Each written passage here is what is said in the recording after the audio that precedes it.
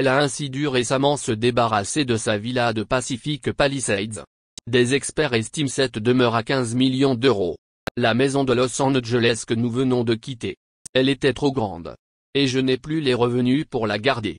C'est douloureux mais c'est plus sage, a-t-elle ainsi confié dans les colonnes du Parisien. La situation financière de Laetitia Hallyday a viré au rouge écarlate. Et ça arrive au pire moment. En effet, mardi 14 septembre, on inaugurait une esplanade et une œuvre d'art en l'hommage de Johnny Hallyday. Cela se passait devant l'Accor Arena de Paris, plus de 3 ans après la mort du rocker.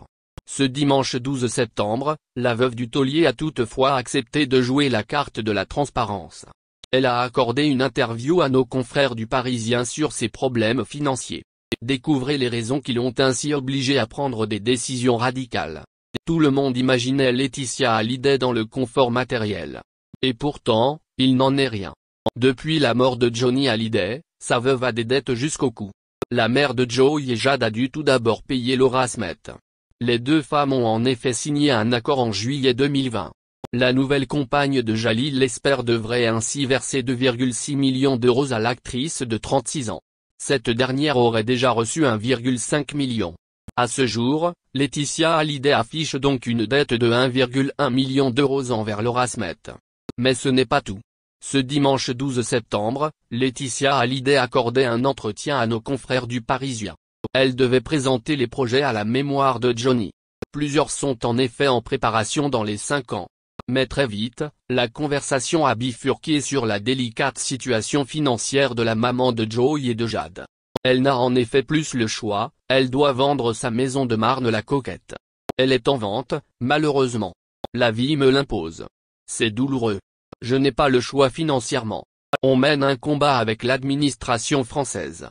On échange avec eux, on essaie de trouver un accord pour ne pas payer les impôts que l'on a déjà payés aux États-Unis depuis des années.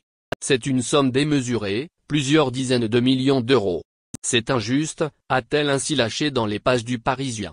Au total, elle doit pas moins de 34 millions d'euros d'après nos confrères du Parisien. Laetitia Hallyday assure que Johnny ne s'est pas installé à Los Angeles pour échapper aux impôts. Pourtant, le chanteur était devenu résident fiscal suisse en 2007.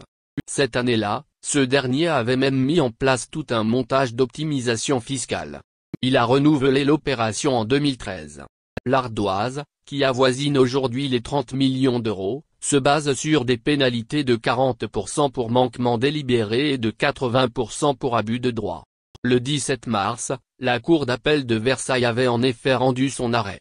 L'administration apporte des éléments suffisamment précis sur l'existence d'un montage, à seule fin d'éluder l'impôt. Un tel montage est caractéristique d'un abus de droit. Laetitia Hallyday doit donc vendre ses biens pour éponger ses dettes auprès du fisc français. Dans un premier temps, ce sont les voitures de collection qui ont été vendues. Son garage de Los Angeles contenait en effet un grand nombre de voitures de luxe.